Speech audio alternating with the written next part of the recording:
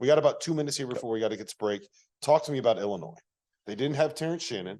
Yeah. Right? Matthew Meyer was awesome for about 15 minutes. Yeah. Kind of disappeared in the second half. My man Trevor at Bet Rivers Yeah. had plus 590 for Matthew Meyer, 25 points or over. He finished with 24. Oh no. Missed 2 free throws. Oh, Trev. So Trevor was up there. Not only we gotta go get only did Illinois Trev, alum Trevor lose, but he also lost his bet as well. So my man was kind of sad. He was kind of feeling it. Listen, Illinois came in to Bloomington, to Assembly Hall, one of the most difficult places to play in the country, without their best player, Terrence Shannon, and had a chance to win.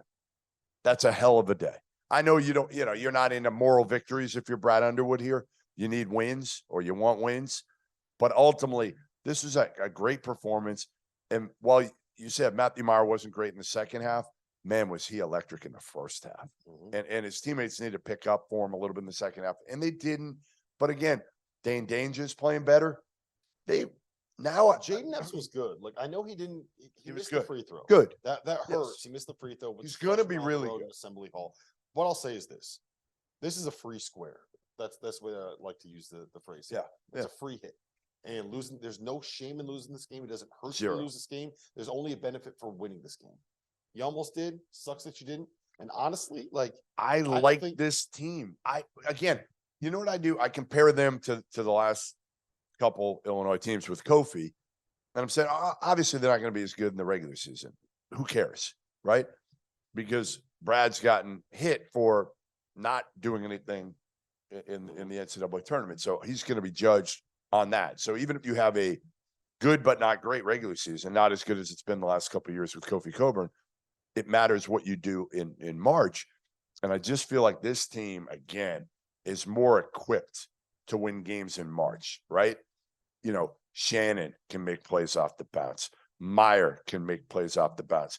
Coleman Hawkins isn't consistent. He's consistent in the defensive end, but on the offensive end, you don't know what you're going to get. Epps is capable. They've got Luke Goody. It was in his third game today, and he showed glimpses. I don't know how many minutes he played.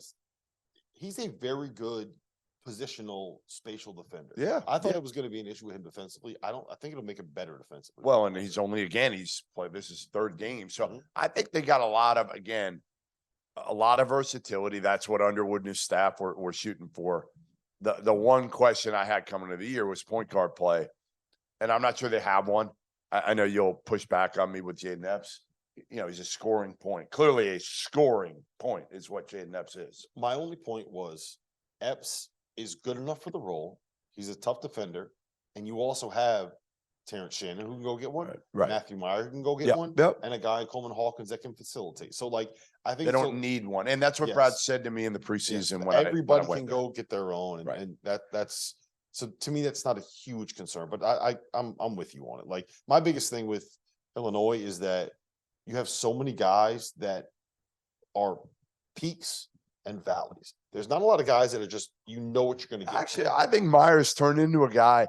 I give Brad Underwood a shit ton of credit for what he's been able to do with Matthew Meyer, right? He's pushed every right button and gotten him. I mean, again, he was playing hard defensively. He lit him and killed Shannon killed him in the press conference. Shannon, you knew he could get away with doing because Shannon had played for Chris Beard. Yep. Okay, so you knew.